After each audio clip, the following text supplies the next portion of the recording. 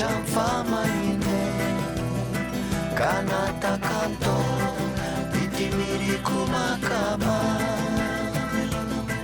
Yarabi Chanfama ine Kanuloña malo kelema.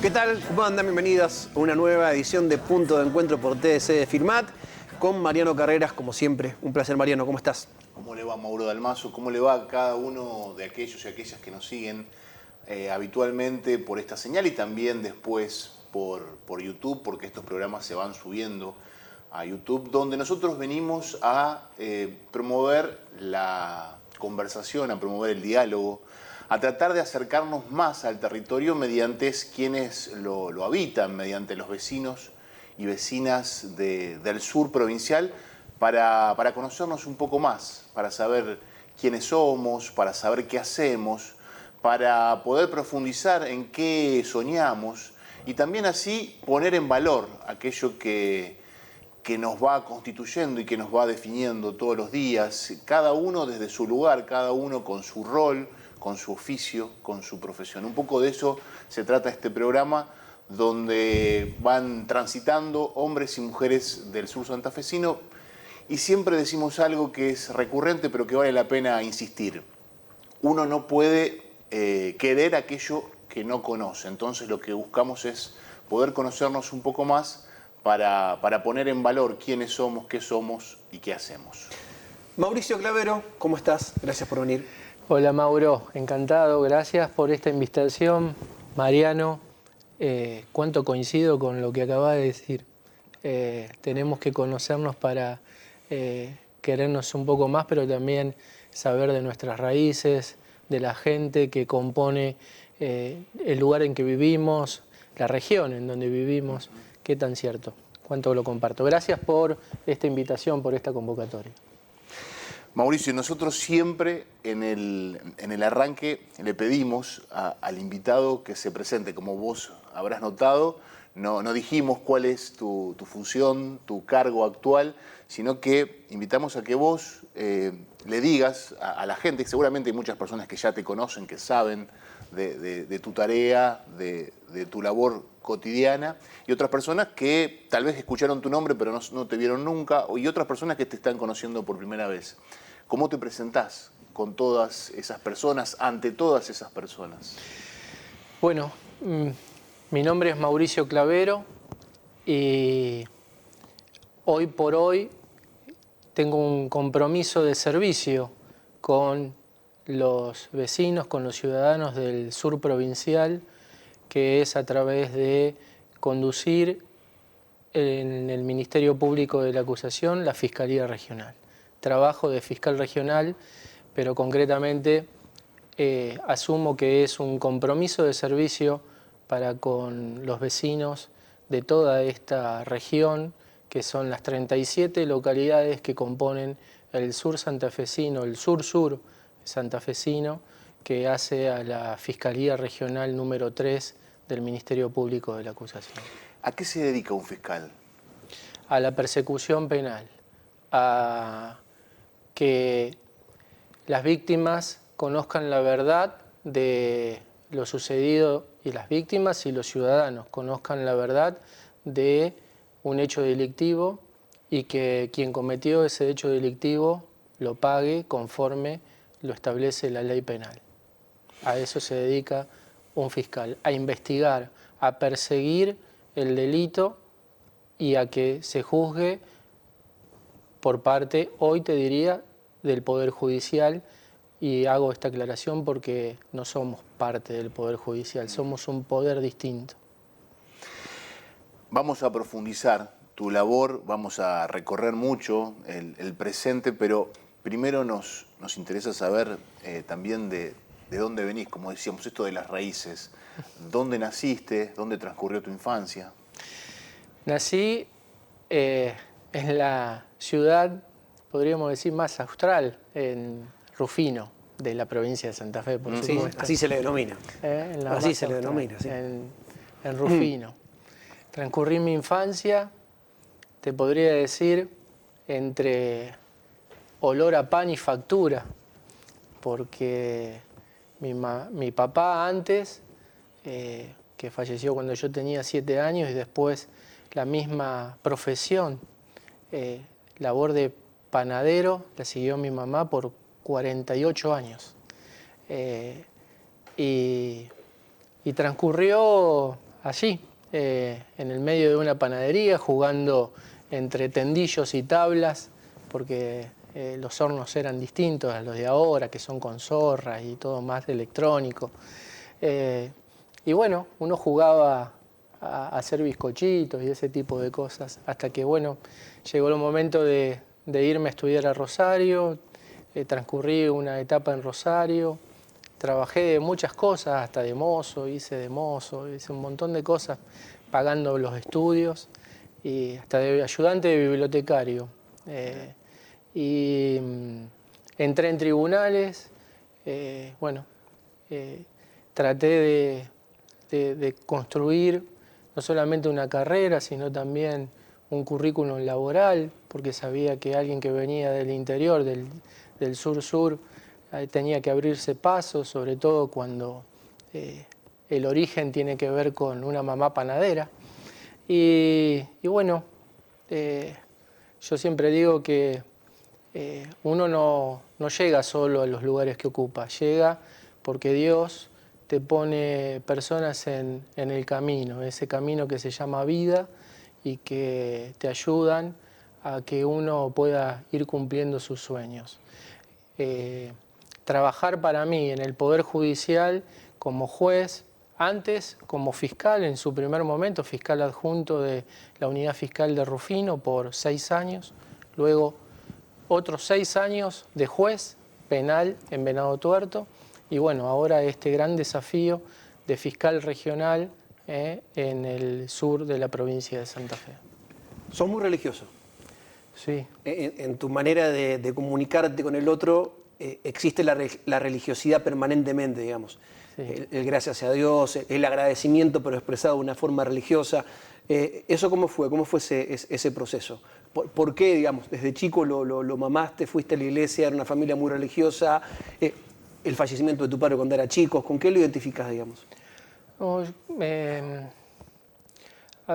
siempre me ayudó mucho, obviamente, con las cuestiones de moral religiosa, pero también me parece que me sirvió mucho para identificar siempre mi origen, saber cuál es mi lugar, desde dónde vengo, reconocer desde dónde vengo, y también desde ese lugar relacionarme, conectarme con el prójimo, con el otro, ponerme en ese lugar, sobre todo en el de la víctima, en el dolor, en ese lugar.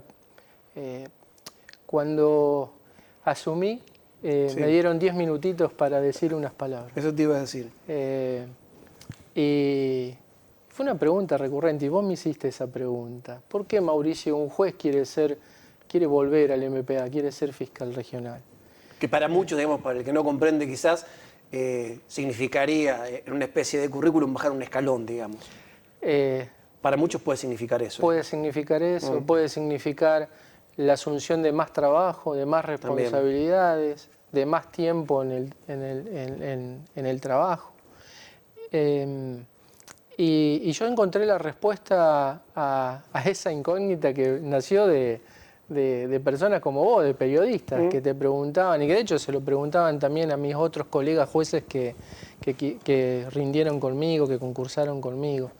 Y yo decía, he podido transitar por diversas funciones, obviamente en la acusación, en el Ministerio Público, luego la de juez, y me sentía con la necesidad de un lugar de más cercanía con la víctima, y que el Ministerio Público de la acusación me lo permitía desarrollar, expresar de una manera más libremente. ¿Por qué digo esto? Porque bueno, cuando uno cumple un rol como el de juez, uno tiene que mantenerse en sus decisiones muy equidistantes de las partes, sostener lo que llamamos independencia, imparcialidad, impartialidad.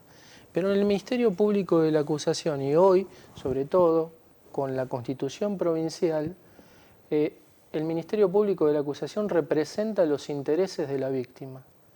Y es tan claro lo que propone la Constitución que cumpla el Ministerio Público de la Acusación, que es el lugar a donde uno se puede sentir más cómodo trabajando por y para la víctima, por y para los ciudadanos, para los vecinos de estas 37 localidades que componen este territorio del sur provincial. Y en esa decisión, retomo un poco lo que recién te decía Mauro, tiene que ver el hecho de que seas una persona de fe, de decir, che, yo acá a lo mejor como juez estoy más cómodo en el lugar, pero más incómodo como persona, más incómodo en esto de poder brindarme al otro. No, creo que ayuda muchísimo la fe, porque, a ver, hay situaciones muy dolorosas a veces para afrontar en esta profesión. Se ve mucho mal, mucho daño, cosas terribles que si uno lo analiza no solamente desde el derecho penal, porque ahí encuentra figuras, si uno agarra el Código Penal estamos hablando de que encontrás desde el artículo 79 al que matare a otro, y después en el 119 están todas las figuras de otro delito aberrante que es el del abuso sexual. Entonces vos decís, hay cosas que, ¿cómo la humanidad puede atravesar este tipo de situaciones? ¿Cómo puede haber personas que cometan delitos tan aberrantes?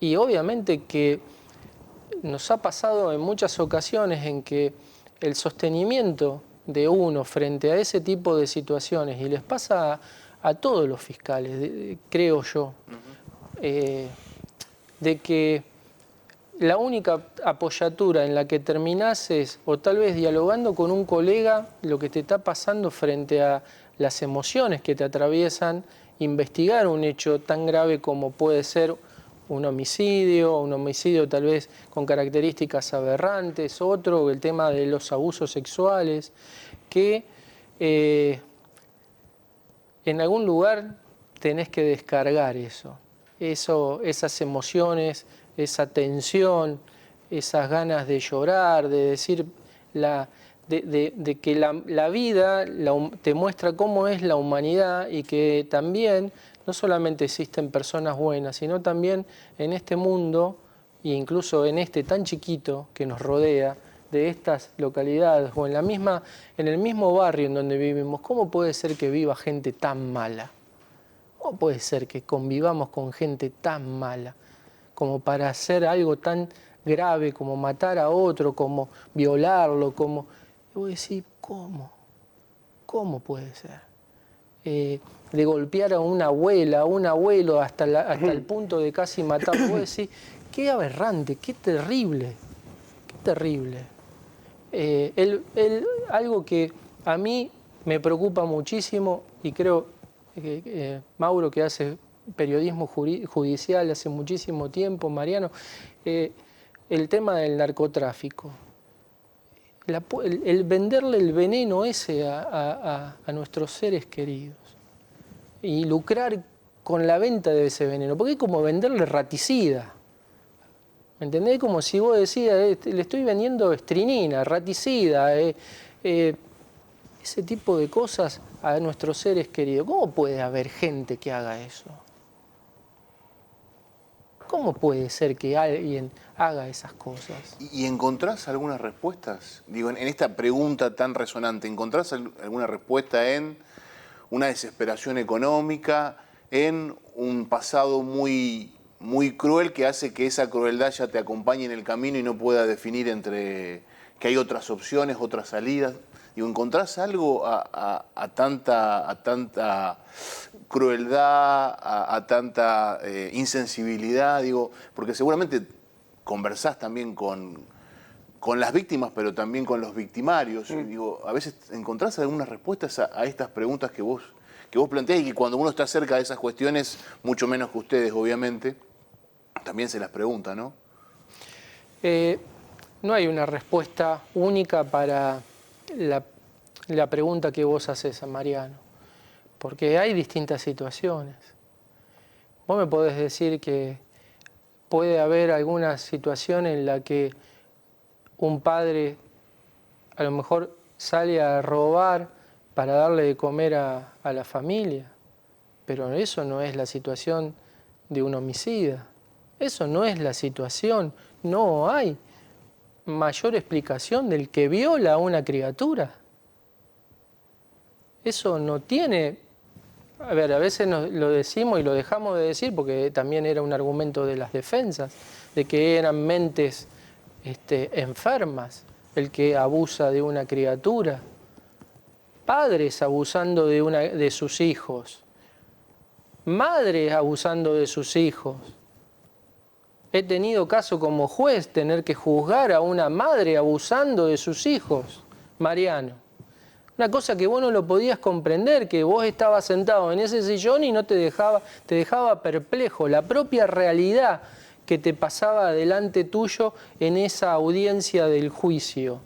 Es ver eso, las pruebas y decir, ¿cómo puede pasar esto? Una madre, esa mamá que te tiene que acobijar, que te cura, que te cuida, una abusadora. Un padre, un abuelo. Me ha tocado ver, nunca me voy a olvidar, como fiscal de Rufino, un abuso sexual en donde un padre sospechaba del abuelo de la criatura, puso un celular a grabar y lo filmó, vi la filmación, me quise morir cuando vi eso. Dije, no hay comprensión para esto, no hay una mente que pueda entender cómo otra persona hace esto con un nieto, cuando los abuelos se desviven por los nietos. Esas cosas son las que esa profesión... ¿Y si hay algún tipo de hecho, como marcaba recién Mariano, relacionado con robos, venta de drogas, donde uno puede intentar captar o entender ciertos contextos? Como fiscal, ¿tenés que desprenderte de eso? Digamos, bueno, a mí sí, te puedo entender como contexto, pero no va a ser un atenuante para el pedido de condena que hago, digamos. No, nosotros cumplimos una función que tiene que ver con la objetividad, Mauro. Nosotros también no solamente representamos de alguna manera los intereses de la víctima, porque sino también... Muchas veces los fiscales y los jueces son condenados también por eso. Es decir, miraron más el contexto del victimario que de la víctima. Y acá en el sur tenemos algunos ejemplos de hechos que han pasado, digamos, el crimen de Juan Cruz Ibáñez, por ejemplo, ¿no? Sí. Donde la jueza de Rosario hubo toda una especie de atenuante para el condenado, entendiendo el contexto también. Por eso te pregunto, si se puede llegar a mirar parte del contexto. ¿Es difícil correrse? ¿Hay que correrse? ¿Es necesario correrse o no hay que correrse? A eso voy. Una situación muy semejante es también las resultas del caso del femicida de Kiara Páez. Sí. Pero los fiscales tienen que bregar por el cumplimiento de la ley. La ley la hacen los legisladores, sí, la hace el Congreso de la Nación en cuanto al Código Penal. Y nosotros tenemos que cumplir la ley y hacerla cumplir. Y que quien le infringe tiene que pagar con la pena que dijeron los legisladores que había que imponer. Y esa es la tarea que tienen los fiscales, concretamente. Ahora, ¿está bien que los fiscales empaticen con la víctima? Yo creo que sí. Porque... Claro, esa es la pregunta, ¿ser frío con todos o no? No. Ese es el tema, ese es el planteo. Yo creo que... ¿Hay un criterio uniforme, está establecido que es así, o queda por voluntad de cada fiscal, digamos? Yo tengo que empatizar sí o sí con la víctima y no me importa el otro contexto. No, los fiscales son personas. No. Los fiscales son personas. Los jueces también son personas. Sí. Nada más que tienen un esfuerzo en el rol de jueces de considerar los hechos en base a la prueba y tomar equidistancia de las partes, no simpatizar con nadie, porque tiene la función de la jurisdicción, tiene 3 condiciones esenciales, que si no están, no sería un decisorio justo. La independencia, la imparcialidad y la imparcialidad. Son 3 elementos necesarios que están en los jueces, pero que no están en los que están en las puntas, que es el Ministerio Público de la Acusación, los fiscales, y en el otro lado la defensa pública o privada. están en las puntas, el juez está en el medio, pero nosotros estamos en una punta, representamos los intereses de la víctima, del ciudadano. Y en ese interés tenemos una labor, tenemos una obligación con relación a la víctima de un hecho delictivo.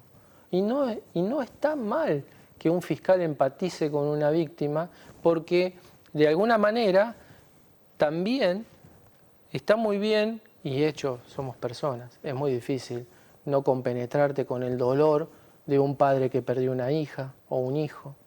No es muy difícil compenetrarte con un rostro todo golpeado de una abuela, cuando la agarraron a patadas para robarle la pobre jubilación que cobra. Sí. Entonces, ¿cómo no te vas a empatizar con esa situación? Muchas veces te da hasta bronca. ¿Y está mal eso en un fiscal? A mí no, para mí no. Para mí es un impulso que lo ayuda al fiscal a ponerle más empeño para encontrar a los culpables de hecho delictivo. Y me parece muy bien que empaticen con la víctima. Todo lo contrario, llamaría la atención si tenemos un fiscal que a la víctima la trata fríamente. Sobre todo en este tipo de hechos delictivos graves, ¿no? Que no empatice con una víctima, que no se pueda poner en su lugar. Obviamente, vuelvo a decir, nos rige un principio de objetividad. Nos rige un principio de objetividad. El Ministerio Público sigue ese principio de objetividad, sobre todo en el sostenimiento y en el cumplimiento de la ley. Eso no hay tutía. El Ministerio Público, los fiscales deben cumplir la ley y deben hacerla cumplir tal como dicen las leyes. Ahora, yo creo que está muy bien que los fiscales puedan tener esa cercanía para que la víctima se sienta confortablemente atendida por el Ministerio Público de la acusación. Esa lejanía no es correcto si se maneja desde lo institucional. Debemos estar acompañando en ese proceso que lo judicial, en víctimas del dolor, te hablo papás que perdieron un hijo, una hija, la familia que acompaña a un niño o niña abusado, tiene que, en ese proceso judicial, que muchas veces la culminación sirve para sanar, porque vos no sanás hasta que no tenés una decisión judicial, Mariano. Entonces, las decisiones judiciales de los jueces no solamente a veces le ponen fin a un conflicto, sino también la familia comienza a vivir, porque mientras está el proceso abierto, que a veces, por suerte, en nuestro sistema, tal vez no estamos con los tiempos más propicios, pero no estamos con esos tiempos de antaño, que duraban 7, 5, 8 años hasta que llegaba el momento de un juicio. Hoy estamos en promedio de 2 años aproximadamente, causas muy graves. Que esa familia pueda sanar detrás de una decisión judicial. Y eso es muy importante. Digamos. Exactamente. Porque no se hace el duelo en el transcurso de un proceso judicial esperando que un juez diga la verdad, que diga culpable y que diga por esto lo condeno a tantos años de prisión. Vos vieras el alivio cuando vos ves esos familiares, esa desplome, digamos, que se sacan ese peso enorme de la lucha, de estar ahí pendiente de qué va a decidir un juez. Va a decir la verdad, va a decir que lo que nosotros denunciamos va a reconocer que a mi hijo esta persona lo mató o que a mi hija esta persona la violó.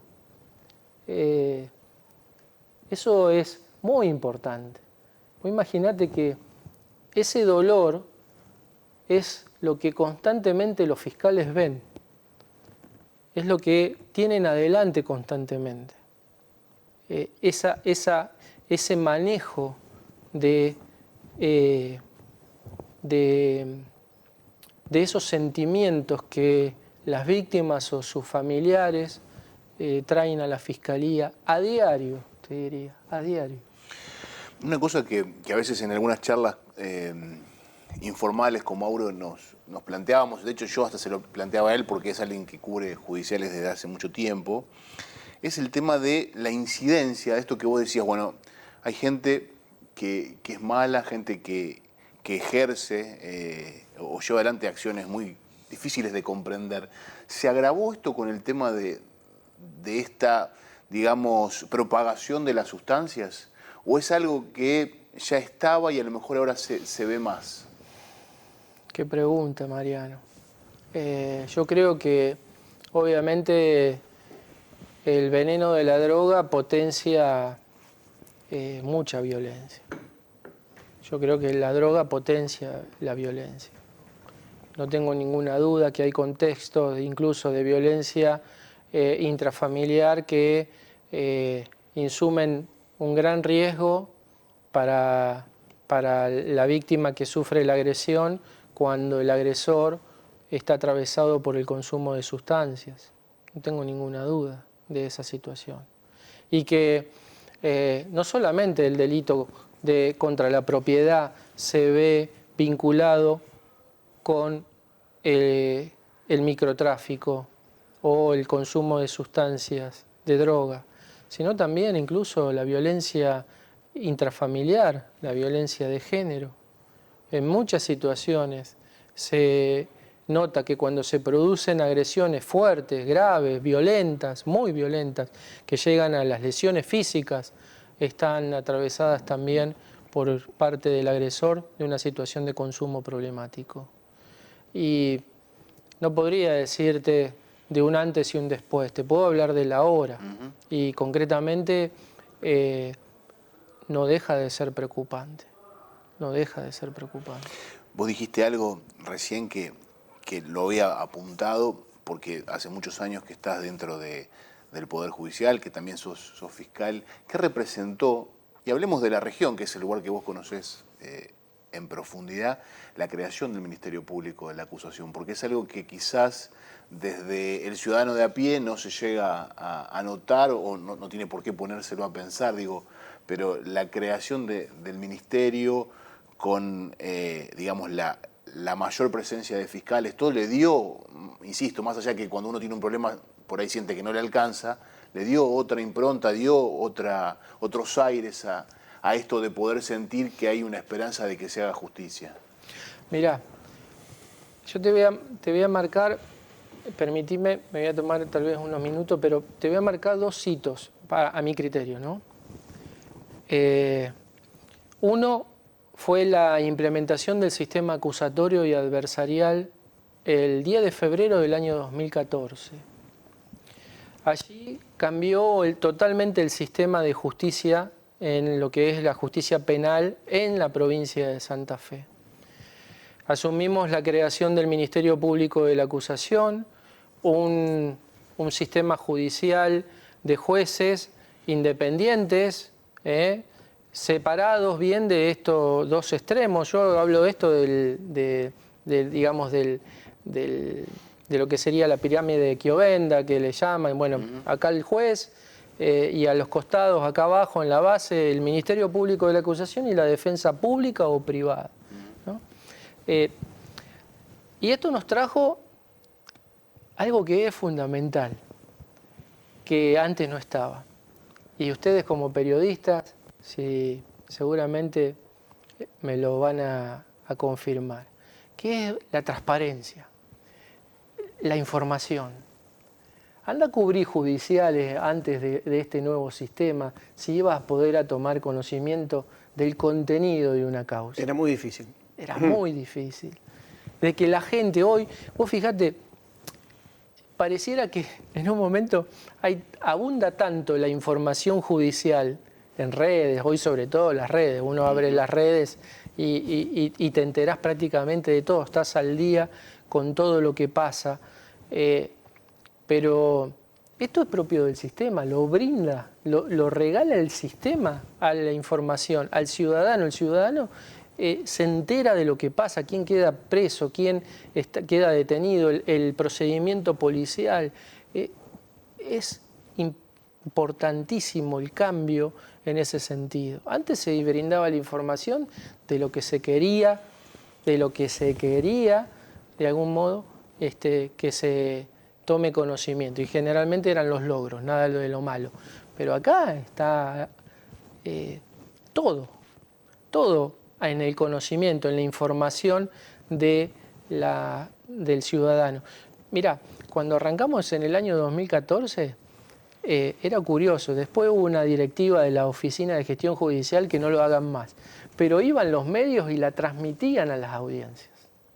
En Rufino iban los medios y estaba la radio, vos ibas a la panadería de mi mamá o ibas a la verdulería y vos escuchabas que hablaba el fiscal, después hablaba el defensor, y se transmitía.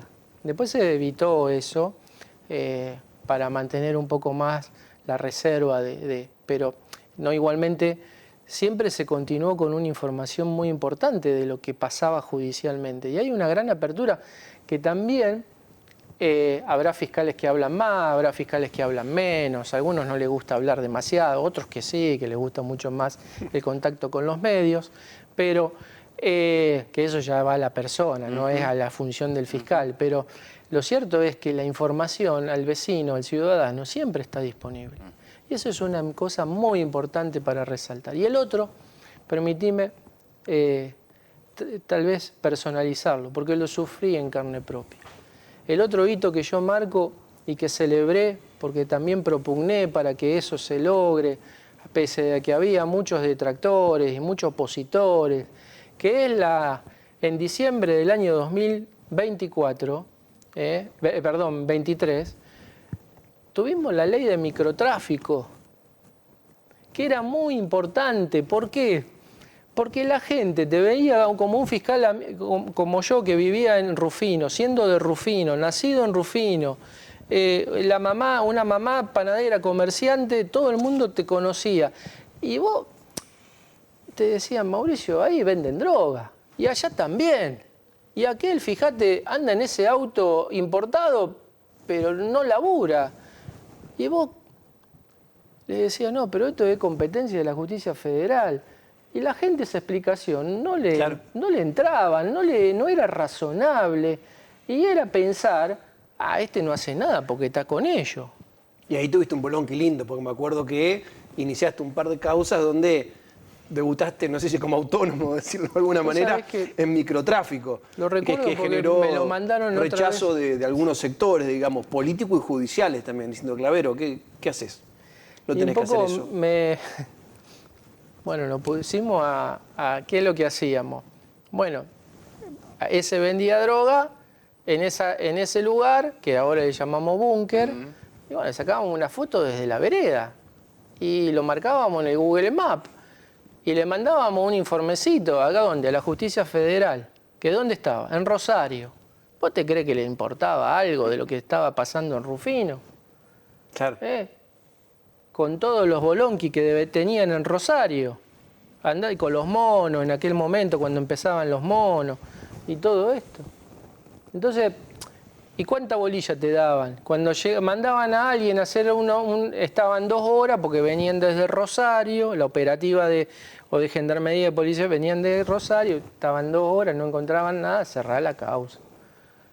Y no pasaba nunca nada. Muchas veces caían a casas donde ya se habían mudado y vivían familias distintas y padecían un allanamiento a familias que no tenían absolutamente nada que ver, me acuerdo. Ha pasado algunas veces también. Bueno, acá en fin no pasó. Hasta que en un momento llegó un fax a la comisaría tercera de Rufino diciendo este domicilio, que denunció el fiscal de Rufino, todas las causas se archivan porque no encontramos nada. Mirá vos. Y ahí dije, opa, ¿qué pasa con esto? ¿Por qué hacen esto? Bueno, hubo todo un trasfondo. Pero esa situación, Mariano, yo cuando salió la ley de microtráfico, que salió ahora, y que nos brinda esta posibilidad de investigar nosotros ahora a estos narcotraficantes o microtraficantes, llámale como quiera, estos vendedores de veneno, yo lo celebré. Y ahora no es más, ¿sabés qué? Porque también hay otro tema. A mí me causa mucha tristeza y me causa tristeza, te lo digo en este sentido. El sentimiento que me causa, que me atraviesa, es tristeza. Cuando veo en las redes sociales, cuando nosotros ahora estamos diciendo, tumbamos un búnker, y te salen con un montón de críticas. Yo la verdad que no lo entiendo.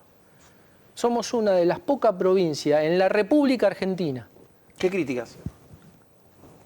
Estuviste bien. Sí. Críticas de por qué derriban un búnker. Un inmueble, una vivienda, ¿Y digamos. por qué no van por los peces gordos? Pero, a ver, vamos a aclarar estas dos cuestiones. Dale. Primera situación, quiero resaltar, somos una de las pocas provincias en la Argentina, y me animaría a decir casi que la única, pero no quiero cometer el yerro de ponerle exclusividad, de que tumbamos las casas donde venden droga, las casas, estas construcciones que lo tuvimos que empezar a aclarar hasta conceptualmente cómo usamos el término para que la gente nos comprenda, que es parte de la batalla que se le libra al vendedor de droga. Y que es un mensaje también al vendedor de droga, porque el que vende droga tiene que saber, tiene que llegarle el mensaje que si te agarramos vendiendo droga en ese inmueble, te lo vamos a tumbar, te lo vamos a tirar abajo. Y también no solamente vas a perder la libertad, vas a ir preso por lo que haces, sino que también ese inmueble lo vas a perder. Te lo vamos a quitar, te lo vamos a sacar y te lo vamos a tirar. Entonces esas son las cosas, cuando hablamos de signos, hablamos de símbolos. Son importantes los símbolos. Y otro planteo es por qué no se lo dan a una familia que no tenga vivienda, digamos. Es un planteo habitual en todo tipo de comentario cuando hay el derrumbe de un búnker. Sí, exactamente. Pero ese es el tema que es sensible, porque es cierto que hay un montón de personas, de familia, que necesitan un techo. Eso es cierto. ¿Qué vamos a negar? ¿Y cómo estamos hoy con la economía? Vamos a negar que existe un montón de personas que necesitan un techo. Pero no ese techo. Ese techo está manchado de sangre, eso nunca puede ser un hogar. ¿Sabés por qué? Porque el Estado, si te lo da, te da un problema. A ver. Y el problema es, concretamente, en que ya hemos visto que los narcos quieren marcar la cancha. Son como los perros que mean la planta y te marcan el territorio. ¿Sabés cómo te lo quieren marcar? Recuperándote el lugar, el búnker, el lugar de venta. ¿Y sabés qué te va a pasar? Que en muchas ocasiones te van a golpear la puerta para que le vendas merca o que le vendas droga. Y esa familia, que es una familia de esfuerzo, que es una familia de trabajo, se va a ver envuelta en todo eso. Y aparte, el vecino, cuando vaya a la verdulería, a la carnicería, che, ¿dónde te mudaste? ¿Sos nuevo en el barrio? Sí, vivo acá. Me dieron en la casita de la municipalidad, me dio la casita esta en la que estaba el búnker. Vos sos el que de ahí donde vendían droga, ahí a donde mataron a una persona hace 2 años. Esa es la realidad. Y las personas necesitan dignidad de parte del Estado. El Estado no les puede dar ese lugar. No solamente porque aparte en muchas de las ocasiones los búnker tienen, primero que son totalmente muy precarios, pero independientemente de eso, tienen una estructura. Algunos no tenían ni baño, Mariano, ni sanitarios, nada, pero ni baños, nada. Pero aparte tienen estructuras que están hechas, un agujero en la pared en donde de un lado te dan la mercancía o la droga y del otro vos arrojás el dinero, ese tipo de manejos. Y aparte por lo que significa para el vecindario, para lo que significa para el barrio. Vos sabés los niños que ven, y esto no es demagógico lo que te voy a decir,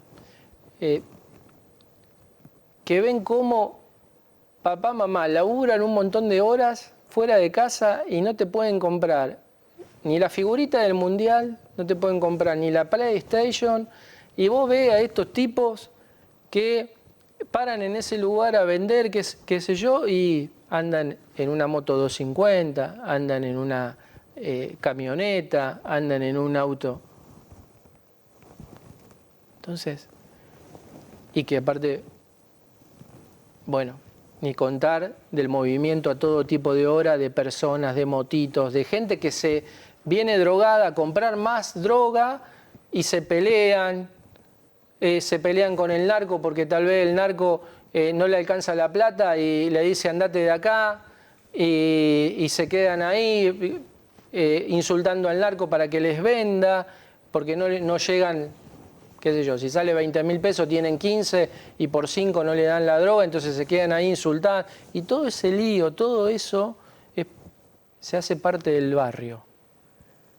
Entonces es importante tomar este tipo de medidas. Ha sido importante porque nos ha puesto en un lugar diferente a la provincia de Santa Fe. ¿Y está definido qué va a pasar con esos terrenos que quedan vacíos o baldíos? Pero te voy a decir otra cosa, sí. Mauro, esos terrenos tienen propietarios, nada más que no lo podían utilizar porque estaban usurpados. Es más, te voy a contar del último búnker que se derrumbó en Venado Tuerto. Sí. Anteriormente se habían derrumbado 2 en calle Pavón. Sí. Lo sé muy bien porque yo fui el juez que lo decidió.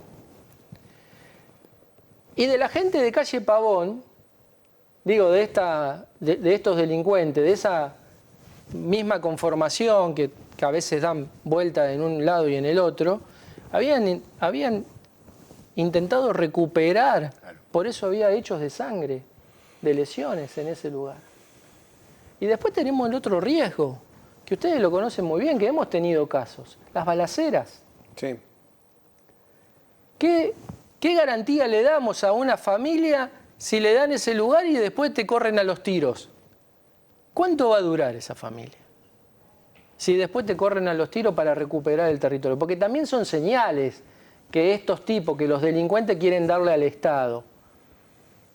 Y obviamente a través del Estado a los vecinos, de que ellos pueden más. A ver, que no te dejan vivir una familia o que te recuperan un inmueble en estas condiciones. ¿Qué es? ¿Qué significa eso? No. Esto es bien claro, ojalá lo entendieran, que es parte de la demostración del esfuerzo que se hace por combatir esto. ¿Es cierto? ¿Se cierra un lugar y se abre otro? Y sí, la verdad que sí, pero vamos a ir a cerrar ese otro que se abrió.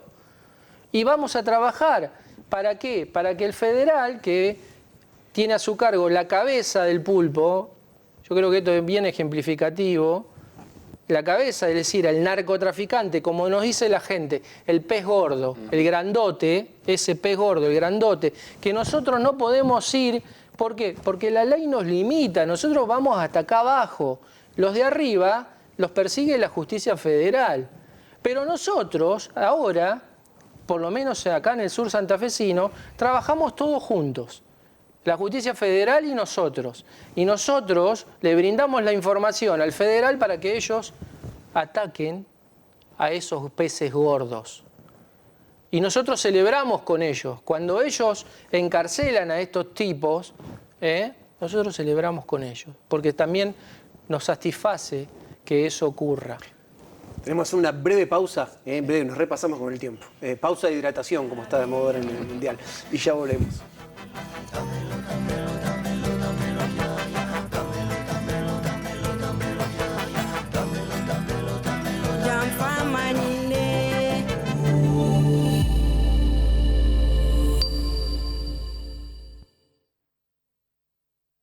Mutual Anfac, soluciones pensadas para vos. Billetera virtual, préstamos personales, cambio de valores, salud, seguros, ahorro y muchos servicios y beneficios más. Con nueva casa central en Alcorta y filiales en Firmat, San Gregorio y Peirano, acompañando a más de 20.000 socios desde hace más de 16 años. Mutual Anfac, la diferencia es ser socio. Encofir te brinda seguridad y confianza. Emergencias médicas las 24 horas. Traslados, visitas domiciliarias, enfermería y consultorio médico virtual. Con Encofir 100.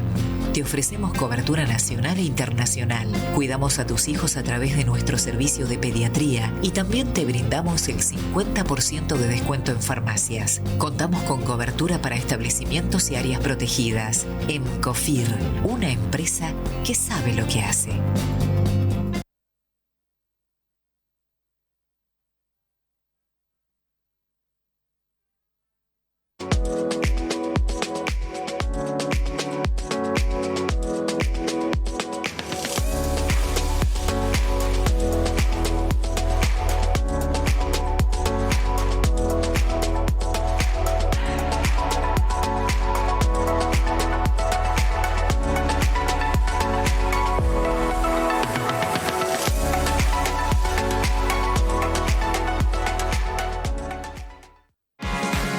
En Dulce Manía podrás encontrar un mundo de golosinas, salados, cotillón y muchas cosas más para todos los eventos y ocasiones de tu vida.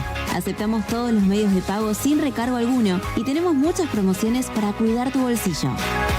Seguinos en nuestro Instagram @dulcemaniafirmat o ingresa a dulcemaniashop.com.ar para hacer tus pedidos sin moverte de tu casa. Encontranos de lunes a sábados de 9 a 20-30 horas en Córdoba 845 Firmat, Santa Fe. Dulce Manía, un mundo de golosinas y cotillón.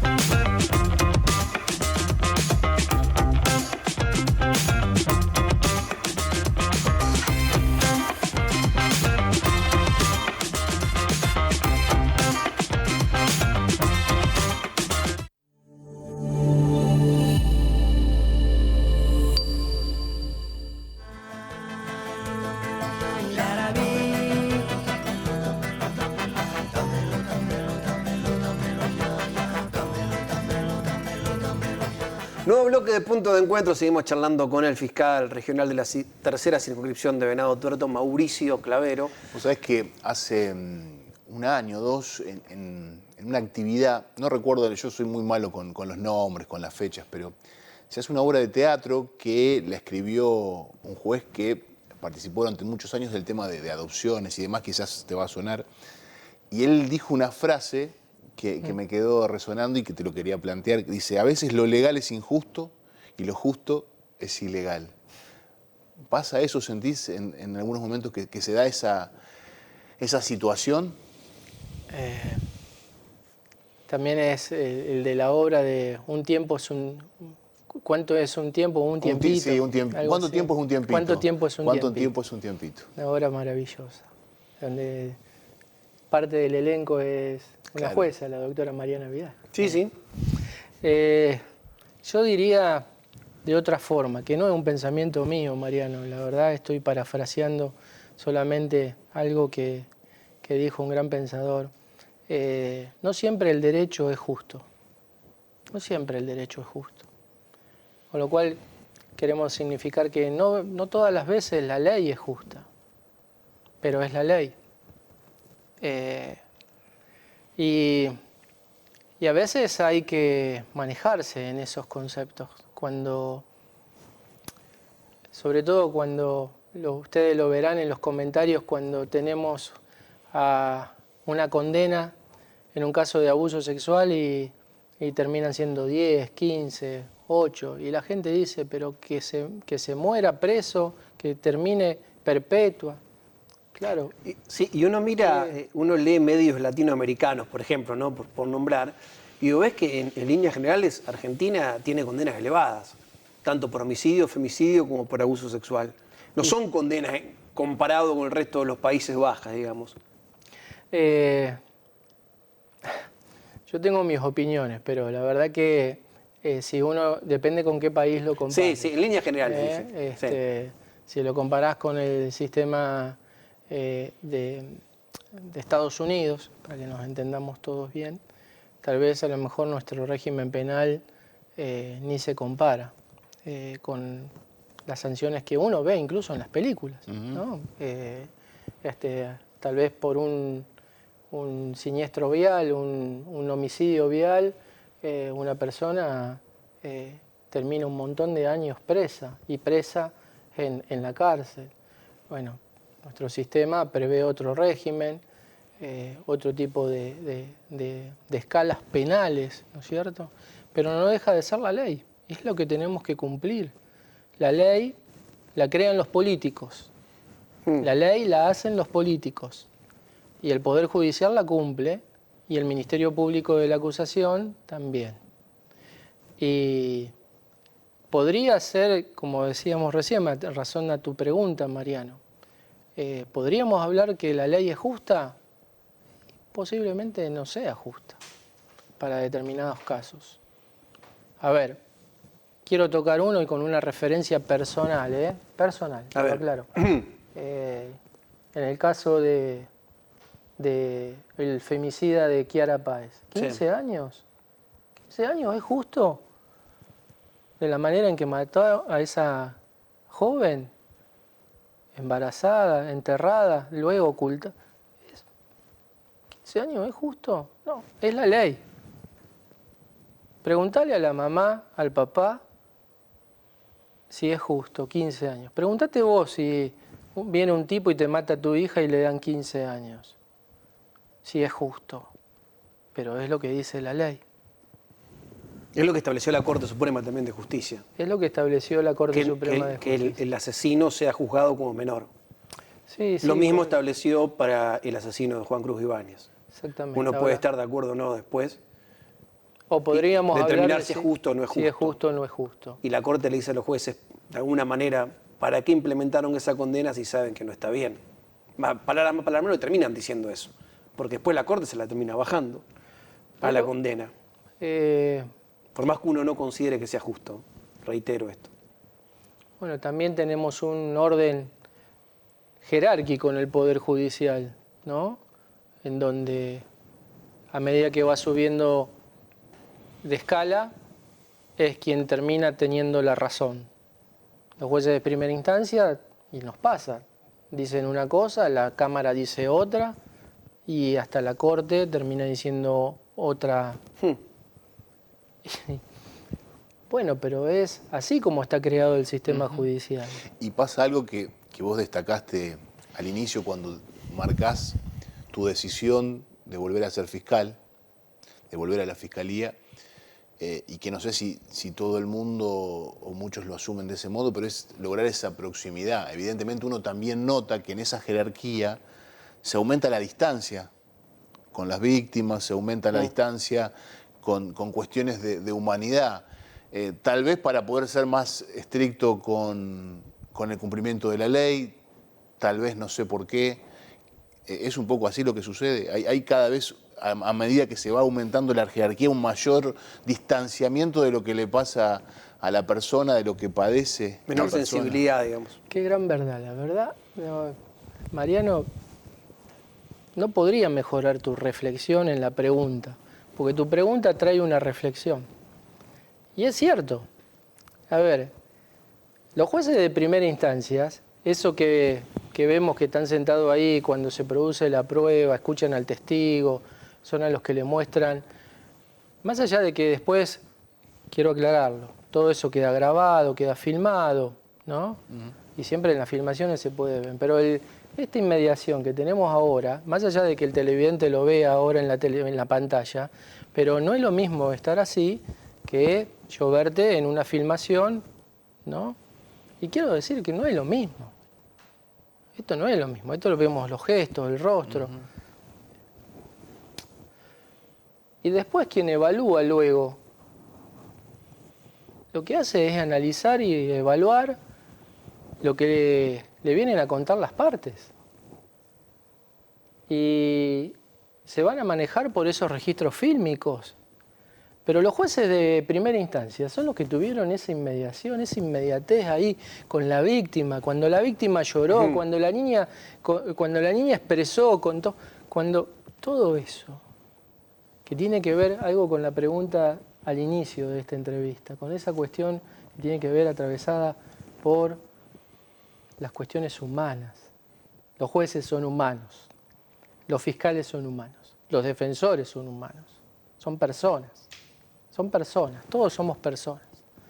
Y a esa idea de que obviamente nos tenemos que desapoderar de todas estas cuestiones que obviamente nos obstaculizan, decidir, en el caso de la jurisdicción, con independencia, con imparcialidad, impartialidad, bueno, es un trabajo mental muy fuerte, muy grande.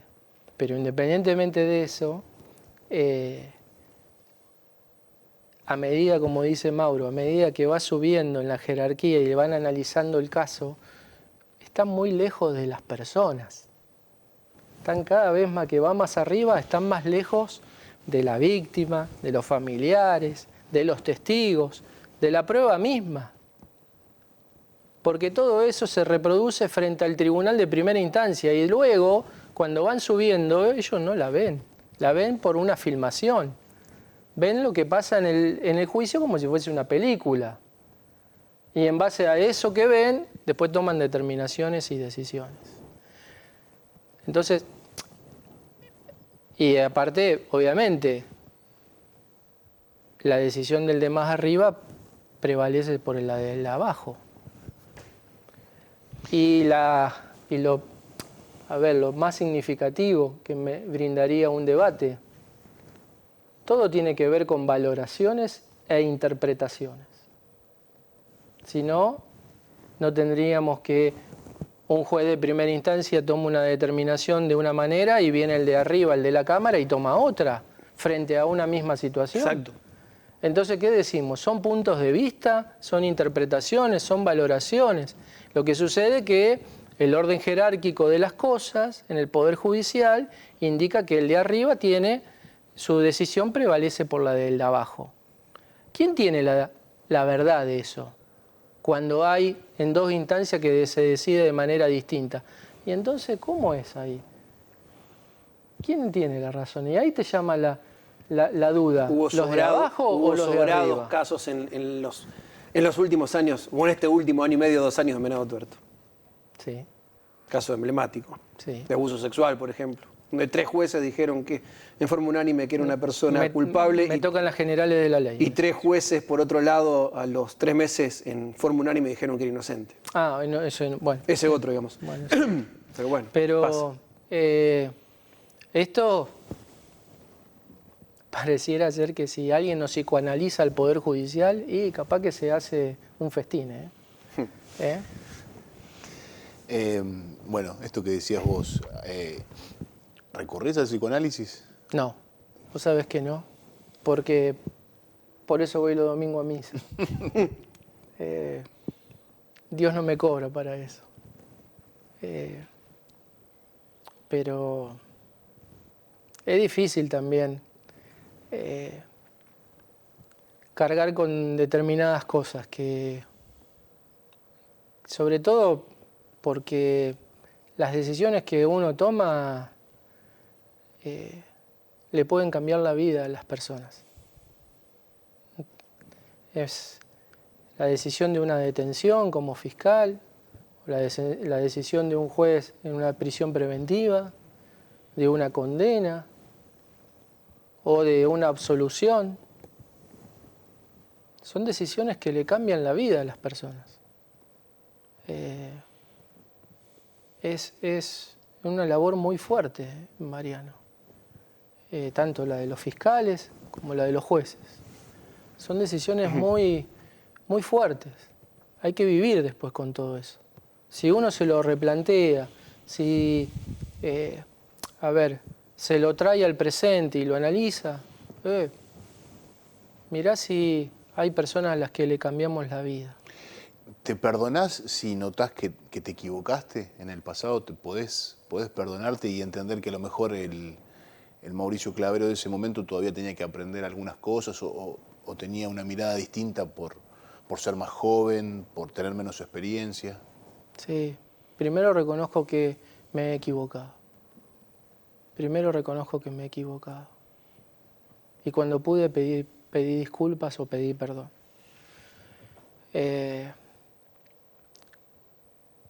Y vivo y trato de convivir con esos errores. Obviamente que la experiencia todos sabemos que se construye en base a errores. En aciertos y errores. Pero es parte de la experiencia, es parte de ese saber o de esa sabiduría que uno adquiere con el transcurrir de la vida en base a los tropiezos, en base a los aciertos, y que obviamente todos los tenemos. Lo cierto es que creo que es importante reconocer cuando uno se equivoca. Lo grave es que cuando uno entiende que se equivocó y que tomó una determinación que le cambió la vida a una persona, eso es complejo. Pero no creo que le escape al temor a ningún funcionario en ninguno de los poderes, porque siempre las decisiones implican que hay consecuencias para las personas. El programa se llama Punto de Encuentro y siempre cuando llegamos al final nos gusta poder preguntar cuáles fueron algunos de esos encuentros que tuviste en el camino, que puedan mencionarnos 3 encuentros, menos si querés más también, si querés alguno más, que fueron definiendo tu vida, que te hicieron llegar hasta hoy tal cual sos, que te fueron diciendo, mira, es por acá, o que en base a ese encuentro vos deciste, bueno, voy a ir para allá y no para allá. ¿Cuáles podrías mencionar? El primer encuentro significativo era con mi mamá Rosita, la panadera. Así todo el mundo de Rufino la conoce, o la conocía, porque falleció hace un año. Y el primer encuentro fue con la ilusión de tener el primer profesional en la familia, que saliera de la estructura de los panaderos. Ese es el primer encuentro. Luego el otro, con la definición de la carrera, con mi profesora de instrucción cívica. Era así, instrucción cívica. Sí. En aquel Instrucción cívica, ¿sí? Instrucción cívica. Que era una escribana, muy conocida también en Rufino. Y que me decía, usted Clavero, usted tiene que estudiar abogacía. Porque yo en esa materia tenía buenas notas. Y ella me apreciaba por eso. Me decía, usted Clavero tiene que estudiar abogacía. Pero a mí me gustaba ser farmabioquímico. Me gustaba la idea de crear medicamentos. Pero ella fue fuerte en la decisión y bueno, empecé abogacía.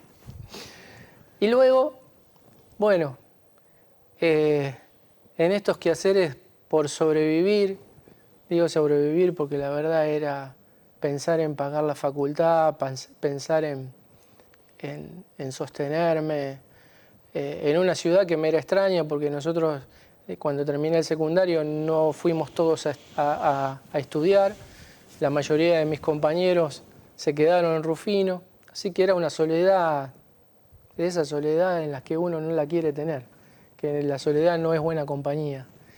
Y me costó todo mucho, Y comencé en tribunales, como hacemos todos, de pasante, en realidad de practicante, de esos que laburan gratis, ¿viste? Sí. Que va y la retribución es aprender, que te enseña, obviamente te enseña mucho, y ahí aprendes muchísimas cosas, sobre todo ves la realidad del mundo, de los que te rodea, de lo que es. Y conocí a un sumariante, antes en el viejo sistema era un sumariante, que luego tuvo un triste final para mí porque yo lo quería como un padre, porque en esa soledad que yo tenía en Rosario era una persona muy presente con ese consejo, que siempre uno veía que detrás del consejo, a la corta o a la larga, tenía razón ese consejo. Y me gustaba mucho ir a trabajar a tribunales ahí en Rosario porque estaba su presencia. Luego falleció en un accidente de tránsito, ahí en el puente Rosario-Victoria. Y él fue una de las personas que también me marcó. No creas que muchas veces quise dejar la carrera de abogacía. me pesaba mucho. Y él fue una de las personas que me empujó. Después hubo otras, incluso en la actualidad, pero son esas que te marcan, que digo que te pone el Dios en la vida y que te ayudan a estar donde estás. Gracias, Mauricio. Gracias a Muy ustedes. amable. Mauricio Clavero nos acompañó en Punto de Encuentro. Espero que lo hayan disfrutado como nosotros. Nos vemos la próxima semana. Chao.